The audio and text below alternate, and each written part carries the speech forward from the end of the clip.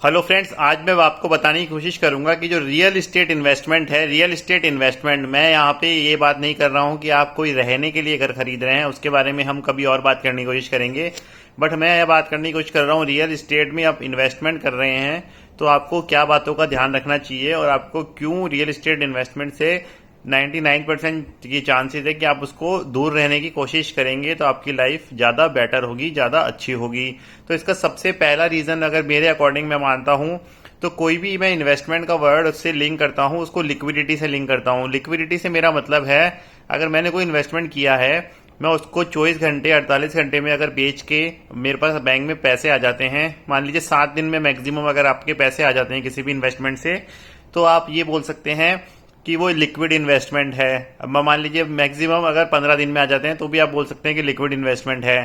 क्योंकि मान लीजिए, तो इस तरह की इन्वेस्टमेंट आपको ज़्यादा से ज़्यादा करनी चाहिए, क्योंकि एक रिटर्न अलग होता है और एक होता है कि आपको mental peace, long period of time में जो मेंटल पीस होता है वो आपको लिक्विड इन्वेस्टमेंट आपके पास ज़्यादा से ज़्यादा जितने होंगे उससे आपको मिलेगा।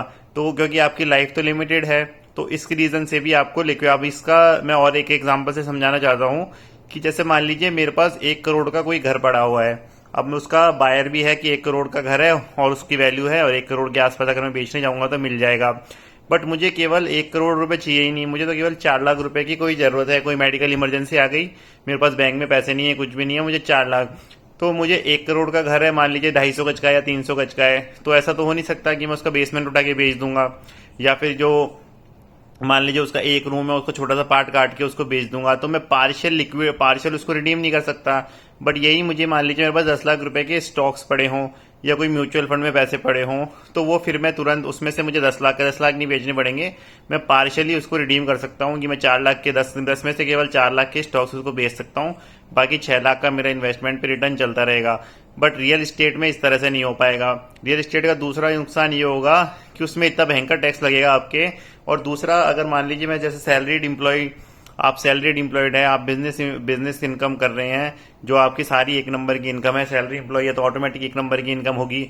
तो आपको एक खतरनाक सा इन्वेस्टमेंट है जिसमें आप अपने 1 नंबर का पैसा 2 नंबर का करते हैं। तो इसका मैं एग्जांपल देता हूँ। मान लीजिए मुझे 50 लाख का कोई घर खरीदना है, तो मुझे 50 लाख का जब मैं घर खरीदूंगा तो बहुत मुश्किल चांसेस है कि 50 लाख का चेक पेमेंट मैं किसी को करूंगा तो वो मुझे घर मिल जाएगा। मैं 90% चांसेस तो मैं आपको बोल सकता हूँ कि आपको थोड़ा बहुत कैश देना पड़ेगा। 50% कैश देना पड़ेगा, 50% आप चेक से पेमेंट कर पाएंगे। तो आपको, तो ये भी आपके एक बहुत डिसएडवांटेज है कि आप आपका 1 नंबर का पैसा आप 2 नंबर में कर रहे हैं, ब्लैक मनी कर रहे हैं, व्हाइट का पैसा ब्लैक कर रहे हैं। ब्लैक का पैसा व्हाइट करने के लिए चार्जेस लगते हैं, बट आप व्हाइट का पैसा ब्लैक करे जा रहे हैं। तो ये भी बहुत बड़ा डिसएडवांटेज है रियल एस्टेट इन्वेस्टमेंट में। और सबसे भयंकर चीज तो जब आएगी जब आप उसको बेचने जाएंगे, क्योंकि इन्वेस्टमेंट क्या होता है, इन्वेस्टमेंट तो अपन बेचने के लिए लेते हैं। मान लीजिए 5 साल में 50 लाख का अगर 1 करोड़ हो गया, अब आप उसको बेचने जाएंगे तो फिर से ब्लैक का पैसा लेना पड़ेगा, नहीं तो बिकेगा नहीं वो 1 करोड़ का। अगर आप चेक पे किसी घर को पे बेचना जाएंगे तो बहुत मुश्किल चांसेस है, उसके बायर बहुत वो 2-3% ही रह जाएंगे। अगर 100 बायर हैं तो 1 या 2 ही मिलेंगे जो चेक से पेमेंट कर पाएंगे। तो आपका बेचने की जो पावर है वो खत्म हो जाएगी। और आपको अगर बेचने के लिए बायर भी मिलेगा तो 20-30% कम में आपका घर बिकेगा। तो ये भी एक बहुत बड़ा रीजन है कि आपको रियल एस्टेट इन्वेस्टमेंट से दूर रहना चाहिए। और आपको एक है ना, वॉरेन बफे को फॉलो करते हैं हम, तो वॉरेन बफे एक लाइन बोलता है, I don't invest in real estate because what I believe is real estate are mostly accurately priced most of the time.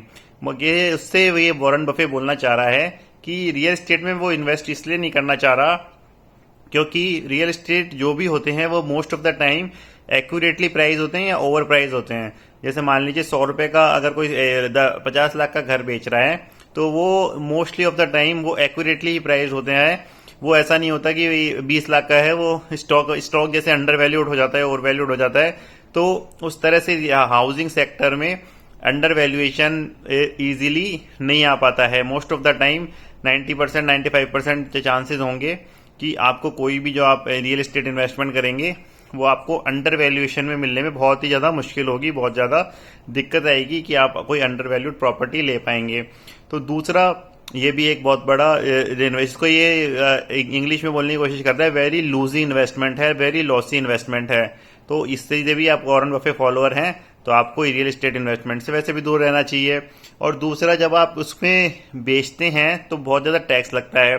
Stocks अगर आप बेचेंगे तो लॉन्ग टर्म कैपिटल गेन ये केवल 10% ही है, वो भी जब लगेगा जब 1 लाख से ज़्यादा, अगर आपका 1 लाख से ज़्यादा की अगर आपको प्रॉफिट होगा तो, और वो भी 10% है तो ज़्यादा टैक्स नहीं लग रहा। अगर मेरे को 10 लाख का प्रॉफिट हो रहा है तो 1 लाख रुपए टैक्स लगेगा, बट और उसके ऊपर सेस लग जाएगा। बट अगर मैं कैपिटल गेन टैक्स की बात करूं तो वो आपका ज़्यादा लगेगा ये हाउसिंग सेक्टर में। दूसरी बात, पहली बात तो कैपिटल गेन होता ही नहीं है आजकल हाउसिंग सेक्टर में, कैपिटल लॉस ही होता है।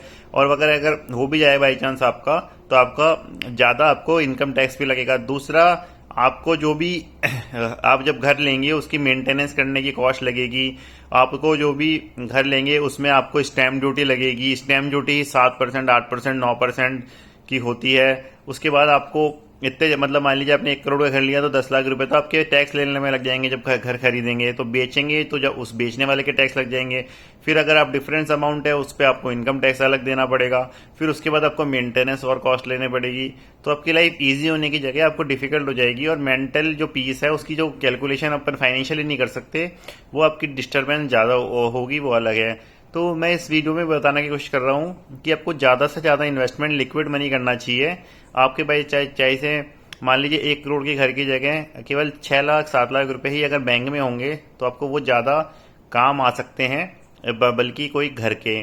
तो इसलिए मैं आपको इससे अगर आप एग्री हो सकते हैं, डिसएग्री हो सकते हैं, सबका एक अलग अलग पॉइंट ऑफ व्यू होता है देखने का।